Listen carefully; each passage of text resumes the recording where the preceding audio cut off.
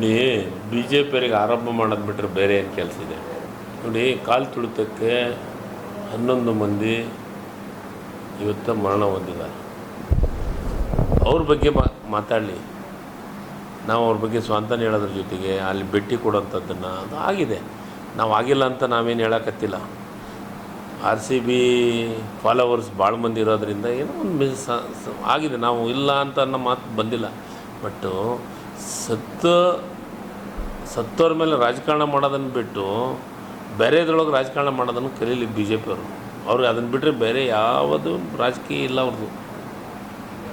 ನೋಡಿರಿ, ಅವ್ರದ್ದು ಇತಿಹಾಸ ತೆಗಿರುವಷ್ಟು ನಮ್ಮ ಸರ್ಕಾರ ಬಂದಲ್ಲಿಂದ ಹಿಡ್ಕೊಂಡು ಇಲ್ಲಿವರೆಗೂ ಬರೀ ಅದ್ರ ಬಗ್ಗೆನೇ ರಾಜಕಾರಣ ಮಾಡ್ಕೊತ ಬಂದಿದ್ದಾರೆ.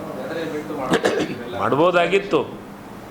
ನೋಡಿ ಸರ್, ಮಾಡ್ಬೋದಾಗಿತ್ತು. ಈಗಾಗಲೇ ತನಿಖೆ ಕೊಟ್ಟಿದ್ದಾರೆ, ತನಿಖೆ ಮಾಡ್ತಾಯಿದ್ದಾರೆ. ತನಿಖೆದೊಳಗೆ ಯಾರು ತಪ್ಪು ಮಾಡಿದಾರೆ ಅವ್ರ ಮೇಲೆ ಕ್ರಮ ವಹಿಸ್ತೀವಿ ಅಂತ ಸ್ಪಷ್ಟವಾಗಿ ಮುಖ್ಯಮಂತ್ರಿಗಳು ಹೇಳಿದ್ದಾರೆ. ಈಗ ಅದಕ್ಕೆ ಕೆಲವೊಂದಿಷ್ಟು ಅಧಿಕಾರಿಗಳನ್ನು ಸಸ್ಪೆಂಡು ಮಾಡಿದ್ದಾರೆ. ಯಾಕೆ ಸಸ್ಪೆಂಡ್ ಮಾಡಿದರು? ಕೆಲವೊಂದಿಷ್ಟು ಪ್ರಿಲಿಮಿನರಿ ಇದರೊಳಗೆ ಏನೋ ಒಂದು ಪೊಲೀಸ್ ದೋಷ ಅಂತ ಅನಿಸಿರ್ಬೋದು ಮುಖ್ಯಮಂತ್ರಿಗಳಿಗೆ. ಹೀಗಾಗಿ 3 ಸೇರ್ಕೊಂತು ನಿರ್ಧಾರ ಮಾಡಿ ಈಗಾಗಲೇ ಕೆಲವೊಂದಿಷ್ಟು ಅಧಿಕಾರಿಗಳನ್ನು ಸಸ್ಪೆಂಡ್ ಮಾಡಿದ್ದಾರೆ. ಅದಕ್ಕೇನು ಯಾರು ತಪ್ಪು ಮಾಡಿರ್ತಾರೆ ಅವ್ರ ಮೇಲೆ ಕ್ರಮ ವಹಿಸುವಂಥ ಕೆಲಸ ಮಾಡ್ತೀವಿ. ಅದ್ರಾಗೇನೈತೆ, ಎರಡು ಮಾತಿಲ್ಲ. ಬಿ ಜೆ ಪಿ ಕೆಲಸ ಏನೈತೆ?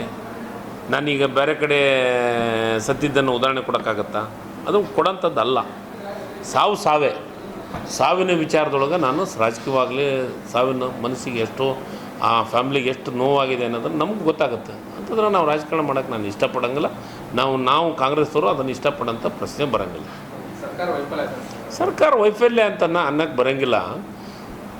ಫಾಲೋವರ್ಸು ಜಾಸ್ತಿ ಅದಾರಂತ ನಿಮಗೂ ಗೊತ್ತು, ಮಾಧ್ಯಮದೊಳಗೂ ಗೊತ್ತು, ಎಲ್ಲರಿಗೂ ಗೊತ್ತು. ಏನೋ ಒಂದು ಆಗಿದೆ. ಈಗ ಅದ್ರ ಬಗ್ಗೆ ತನಿಖೆ ಆಗೋವರೆಗೂ ಯಾವುದನ್ನು ನಾನು ಹೇಳೋಕ್ಕೆ ಇಷ್ಟಪಡಲ್ಲ. ತನಿಖೆ ಆಗಲಿ. ತನಿಖೆ ಆದಮೇಲೆ ಯಾರು ತಪ್ಪಿಸ್ತಿರ್ತಾರೋ ಅವ್ರ ಮೇಲೆ ಕ್ರಮ ವಹಿಸೋದು ಕೆಲಸ ಆಗುತ್ತೆ.